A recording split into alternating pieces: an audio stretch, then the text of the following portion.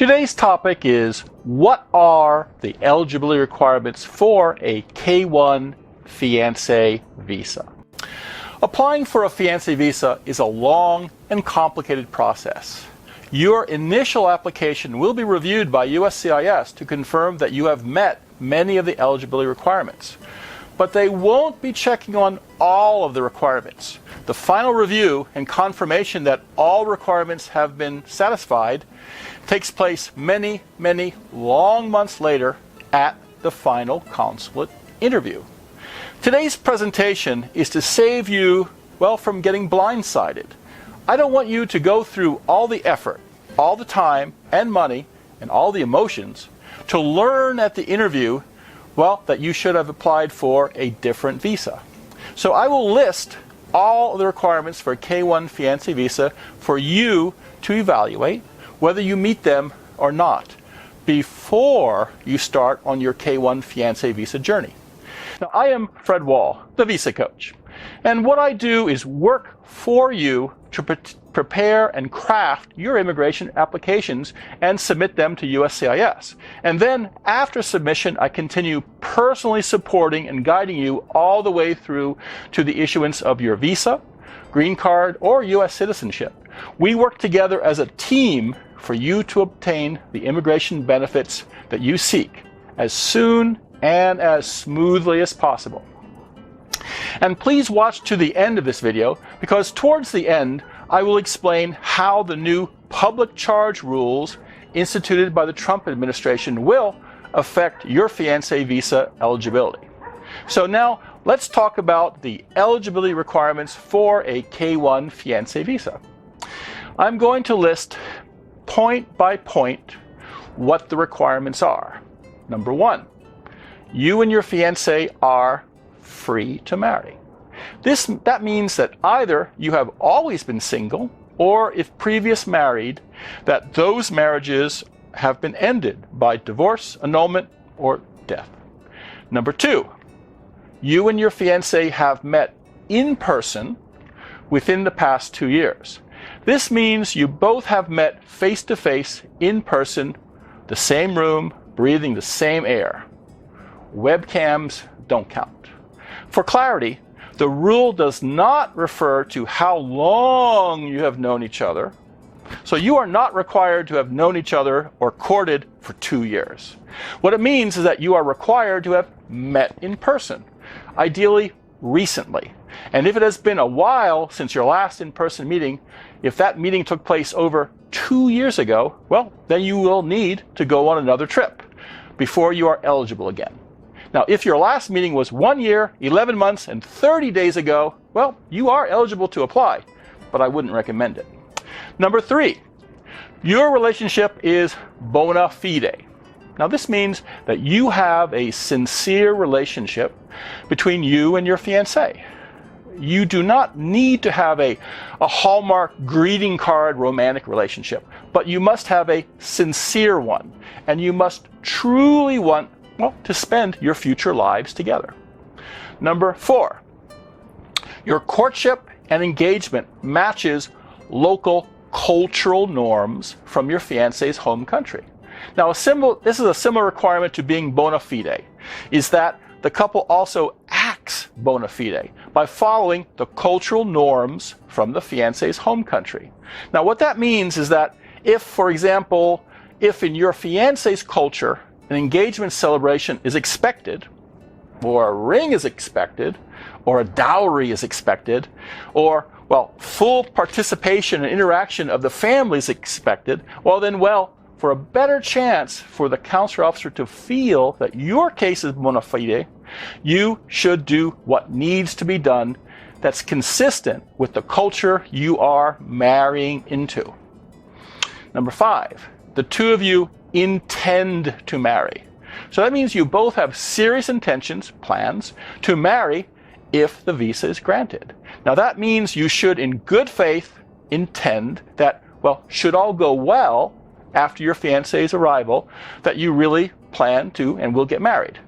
Promising you intend to marry doesn't mean you must marry, because if things don't work out, you are not required to marry.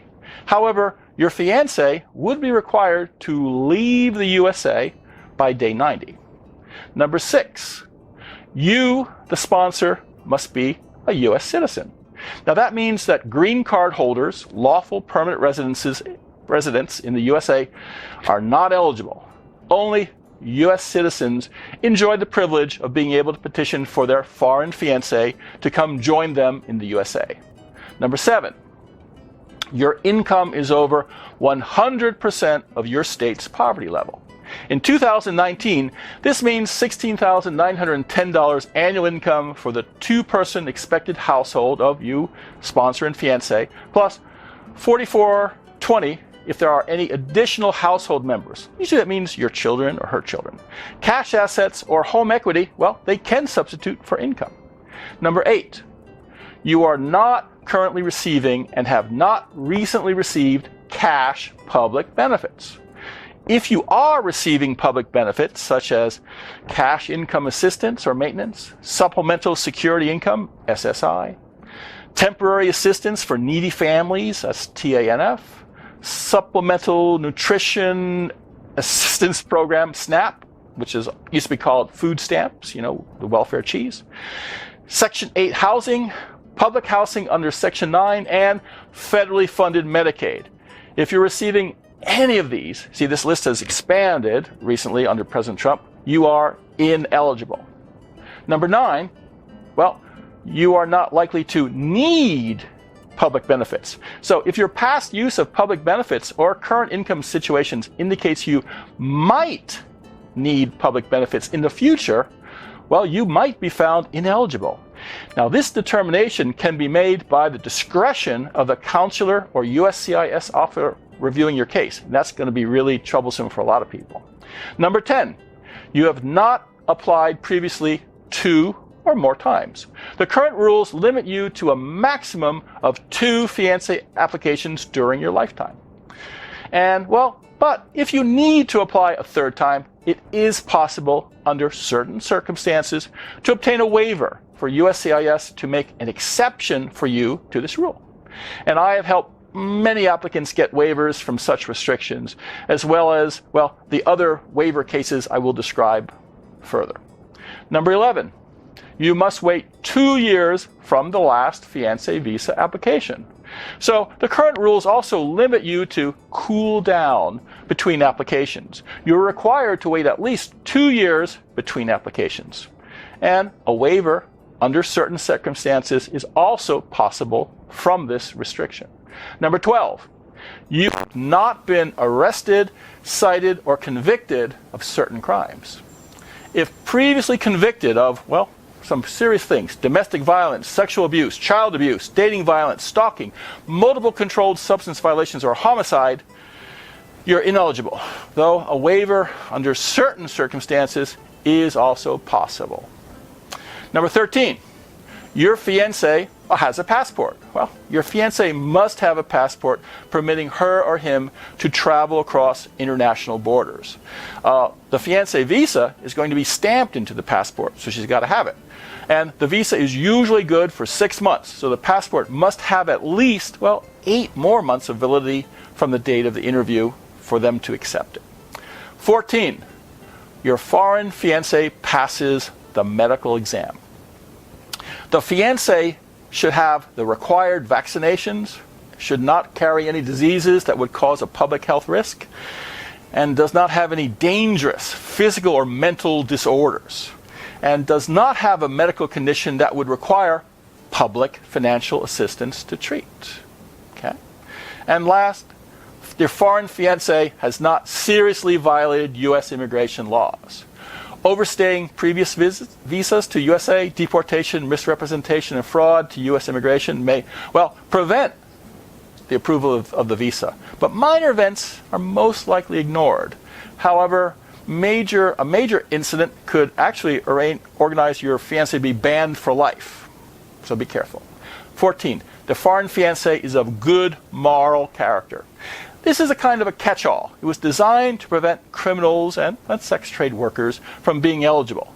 But sometimes the consular officer can also apply this rule to other situations. For example, If the courtship between fiancé and American sponsor took place, well, before divorces to prior spouses were final, the consular officer sometimes could consider the relationship at that time to have been adulterous and deny based on moral grounds.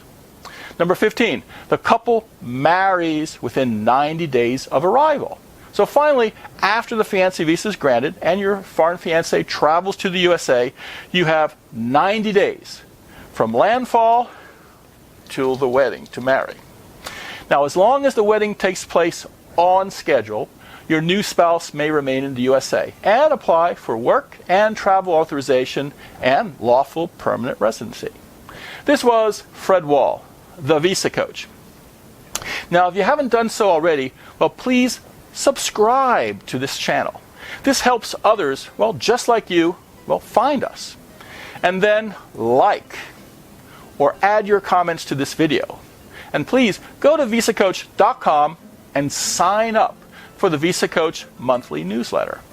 Each month it is full of tips and advice on marriage-based immigration. And it's free of charge. And when you sign up, you're going to get 2 free ebooks I have written. Now 155, it's up from 120, K1 Visa interview practice questions, and 5 things you must know before starting on your visa.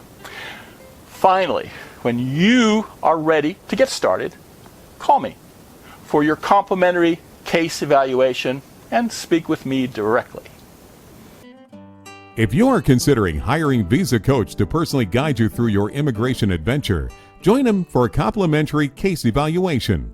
He listens to you to learn the red flags and strengths of your case, your eligibility and goals. He suggests which visa is right for you, the best strategy to get it, and how soon your partner can join you. To learn more about VisaCoach's services and how he can help you, book your free case evaluation today.